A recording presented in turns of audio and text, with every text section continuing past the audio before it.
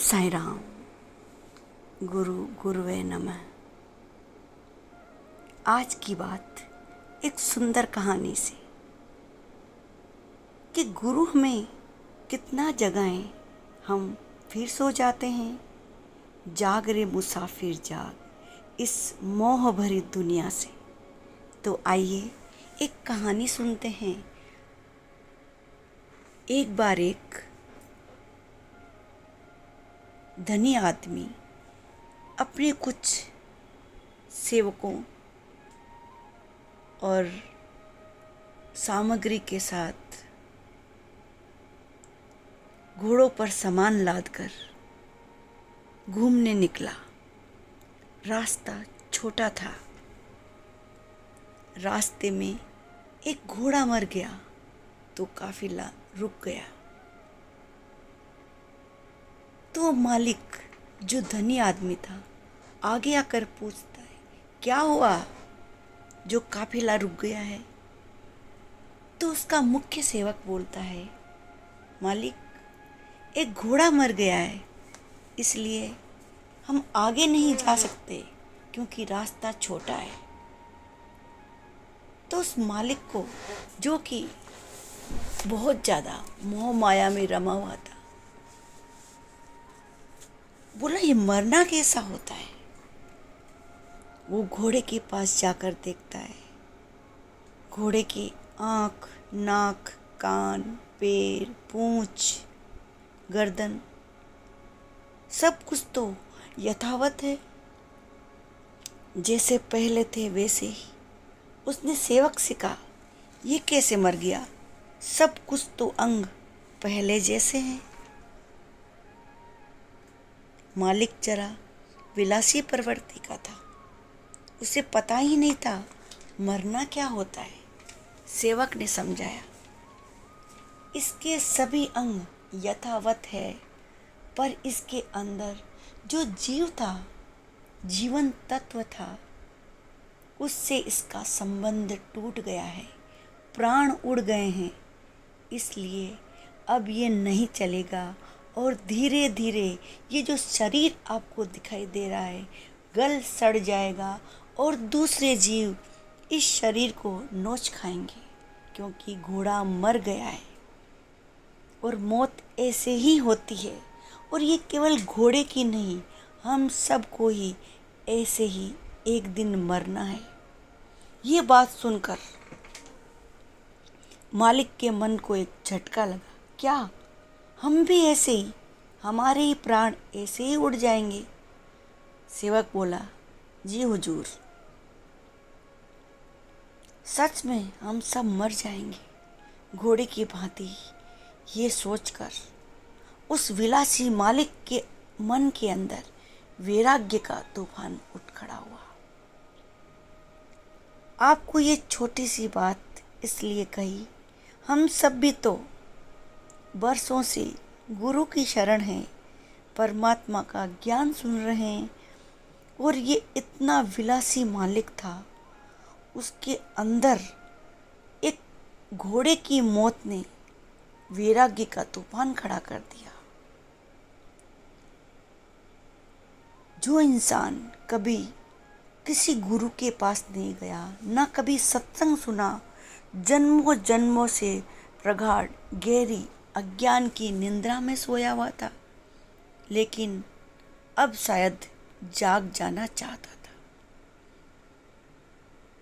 तो उसने अपना सारा सामान जो घोड़ों पर लाद कर लाया था, भोग विलास के लिए सारी सामग्री थी, खाने पीने की, सभी सेवकों के साथ वो कहीं मस्ती करने, घूमने, मौज करने जा रहा था। उसने उन सभी को छोड़कर वैराग्य का रास्ता पकड़ लिया और फकीर हो गया। हम सभी के लिए ये कितने शर्म की बात है। हम वर्षों से गुरु की शरण में गुरु का ज्ञान सुन रहे हैं, गुरु के वचन सुन रहे हैं, कथाएं सुन रहे हैं, और वो ऐसा नहीं था। उसके पास तो ना गुरु और ना ज्ञान, मात्र एक घोड़े के मरने से उसे वैराग्य हो गया। एक सेवक की बात उसको लग गई। उसके मन में एक बात उठी है, परमात्मा, ये शरीर सड़ जाए, गल जाए, इससे पहले आप मुझे संभाल लीजिए। ये बात कौन बोल रहा है? वो व्यक्ति जिसने आज तक भोग विलास किया है और कभी गुरु का सानिध्य प्राप्त नहीं हुआ है, साधारण इंसान है। उसकी आत्मा जाग रही है, वैराग्य की ज्योति जाग गई है। उसने सब कुछ वैभव त्याग कर वैराग्य का जीवन जीने लगा है। एक झटके में, एक सेकंड में। ज्ञान होने में वर्षों नहीं, एक क्षण लगता है। उसने अपना सब कुछ त्याग दिया और परमात्मा को बोला, परमात्मा आपकी जय हो, आपने मुझे सब कुछ दे दिया, सब कुछ छुड़ा के। सुना बात आपने? सब कुछ दे दिया, सब कुछ छुड़ा के। परमात्मा जब हमें अपना बनाने वाले होते हैं तो हमसे सब कुछ ले लेते हैं। और उसने कहा, परमात्मा मुझे लगता है अब तुम मुझे मिलने वाले हो। एक छोटी सी बात आपको इसलिए सुनाई कि लगन लगने में वर्षों नहीं, एक झटके में लग जाएगी। अपना निरीक्षण करें।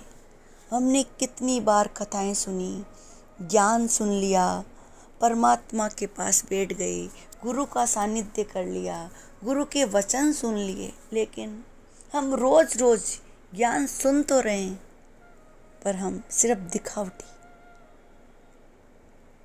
हम सिर्फ ज्ञान लोगों को दिखाने के लिए सुन रहे हैं, पाने के लिए नहीं। पाने के लिए ज्ञान एक बार काफ़ी है। हम पाते इसलिए नहीं हैं कि हम पाने के लिए नहीं, दिखावे के लिए सुनते हैं।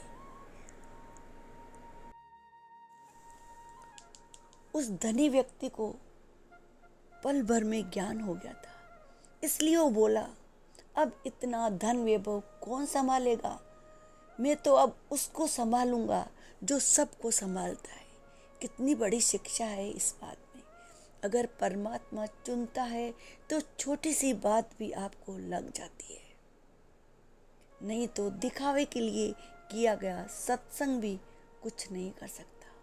घोड़े की मृत्यु ने उसका मन परिवर्तित कर दिया और हम लोग आए दिन अपनों को, पड़ोसियों को, देशवासियों को, परदेशियों को, सबको मरते हुए देखते हैं, सुनते हैं। और अपनों का तो अंतिम संस्कार करके आते हैं, पिता को, पुत्र को, पति को, पत्नी को जलाकर आते हैं, लेकिन घर आते फिर वही मोह माया। लेकिन हम अभी तक उसी मोह माया के जंजाल में फंसे पड़े हैं। सद्गुरु का सानिध्य भी मिला हुआ है, उसके बाद भी चेतना नहीं आ रही है, तो समझिए हमारे पाप प्रबल है। तुलसी पिछले पाप से हरि चर्चा न सुहाए, जैसे ज्वर के जोर से भूख विदा हो जाए। कहते हैं पिछले जन्मों के पाप कर्मों की वजह से हमें संतों का सानिध्य मिल भी जाए तब भी हम उनका लाभ नहीं ले पाते। हम कथा में, सत्संग में बैठ जरूर जाते हैं, पर हमारे मन में चिंता घर की ही लगी रहती है। उसी प्रकार जब हमें बुखार हो जाता है तो 56 भोगों में भी रस नहीं आता है। उसी प्रकार हम भले ही कीर्तन में बैठे, सत्संग में बैठे, लेकिन हमें रस तो घर के कामों में ही, घर के प्रपंच में ही आता है। लगातार हरि चर्चा, संत समागम, गुरु दर्शन, गुरु सानिध्य लेते रहना चाहिए। समय पाकर पापों को तिरोहित होना पड़ेगा और हमारे भी जीवन में वैराग्य का प्राकट्य होगा, ज्ञान प्राप्त होगा और आनंद, परमात्मा के रूप में आनंद हमारे जीवन में प्रकट होगा। क्योंकि हम अभागे तो नहीं हैं, हमारे जीवन में सद्गुरु की सुगंध है जो हमारे जीवन को परमात्मा के ज्ञान से अवश्य ही महकाएगी। जय जय गुरुदेव, जय गुरुदेव, जय गुरुदेव।